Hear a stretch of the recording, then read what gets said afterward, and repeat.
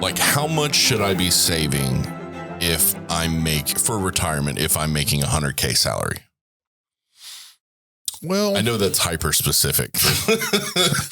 Yeah. I think it's asking the wrong question. Yeah. Right. Well, in a way, right? Because number one, there are, as I talk about in a lot of the videos, and I hate to, beat the dead horse, so to speak, but every case is unique. Every person and their situation is unique. And so you have to come at it and treat it from that perspective, right? Yeah. Okay. So for example, if you're making $100,000 a year gross, right? Pre-tax, out of that, you've got tax withholding, you've got your benefits such as medical, those kind of things that come out of your salary. You probably have the ability, if your company has a retirement plan, to put money away into that plan, right, on a pre-tax basis. And if they have a Roth 401k, you could possibly even add it on an after-tax basis. So by the time you get to what you bring home, the question is, well, how much should I be saving if I make $100,000 a year? Well, I know people hate this part of the equation, but what do you spend? Yeah, right. What's your budget? Right. Because if I told you any number in terms of the retirement savings aspect of that equation, it's all relative to whether or not your bring home pay is enough, right, to pay your bills. Yeah. Okay. So what I would say is that goes back to what I tell people about living frugally, right? Don't get yourself overextended, live within your means. Don't try to keep up with the Joneses, right? It's just important, right? Unless you have the financial means to go and have an extravagant home and, a 6-figure car and, all those kind of things. Yeah. I'm not saying there's anything wrong with those types of things. I'm just saying you got to keep it in perspective, and everything should fall in line with what your future goals are. Okay. So in that sense, right, let's say that you're maxing out your retirement plan at work and they're matching to some degree, possibly, and you get your take home pay and you realize that, wow, I've got $1,000 a month left over. That means after all of my budget items, all of my entertainment, everything, right, I have $1,000 of discretionary money to work with towards savings, right? Which I would argue that that's not the best way to do it. You should work your bring home savings, right? What you're going to save from your bring home pay. Yeah. You should work that to be primary in your budget. Right. And then what you have left over, going out to eat, your entertainment, the things that are discretionary. Okay. So it really just depends on the person. I think the more important question, rather than, how much should I be saving if I make $100,000 a year? Yeah. The real question should be, how much should you be spending? Yeah. Right. Because my mantra is always going to be save early, save aggressively, right? So that on the back end, you don't have to worry about those things. I mean, it makes a lot more sense than say someone, because I've seen many people who are like trying to be fiscally sound at a younger age, like in their 30s and 40s. Yeah. And there was one guy who I don't think it was him actively doing it. I think his mom taught him at a young age to like save every penny, live poor. Like that was his thing, like not frugal. I'm talking poor. And like he got used to that to the point where if he did get something else, he'd get like high anxiety from it. So like even if he tried to splurge on something that a normal person would be like, oh, this is nothing. And he'd be like, oh, like his whole insides would be falling out. Yeah. But one day I was talking to him about financial, retirement and being like sound and saying, cause I would have been good, except for a couple disasters that hit me kind of heavy. And then I did the stupid thing. I never had a credit card until I was 35, 36.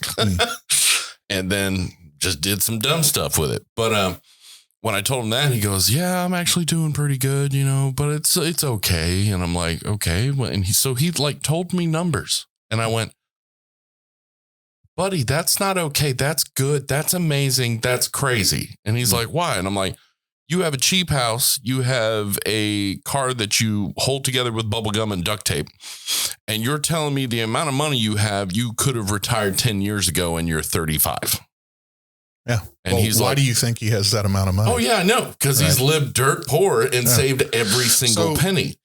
You've probably heard this old saying, but people that are willing to do what others won't will typically have what others will never have. Yeah. Okay. And you can apply that to a lot of different things. But that's part of where, and I'm not saying live like a miser, where you got $5 million in the bank and, you live in the back of your hatchback. Yeah. But I am saying, it's relative. Yeah. Your ability to save, especially at a younger age. And I've tried to, drive this into my children, your ability to save more at a younger age, right? And then to keep and build that habit into your finances as you age, will put you so much further ahead than the average person, because the average person really doesn't start saving until they get into their mid to late 30s. Yeah. Okay. Typically. And I've seen some people much older than that are way behind the curve. Right. Yeah. Well, normally people that are behind the curve, it can be for a lot of reasons, but I'm talking about people that, have had professional careers and so forth, but they're still behind. It's simply because they didn't build those habits into their life early, and they did a lot of the things that I talk about not doing. And sometimes it can just be because of tragedy, right? Maybe they got a divorce and it ruined them financially, ruined their credit, whatever the case is. There's certainly extenuating circumstances, so I don't want to minimize those types of things, but I'm one of them. But generally speaking, you have to have that discipline, the willingness to do without. It's called delayed gratification. Yeah. Okay.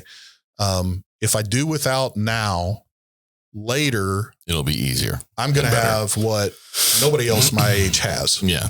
Right. So it's just maybe a little bit different way of thinking about it.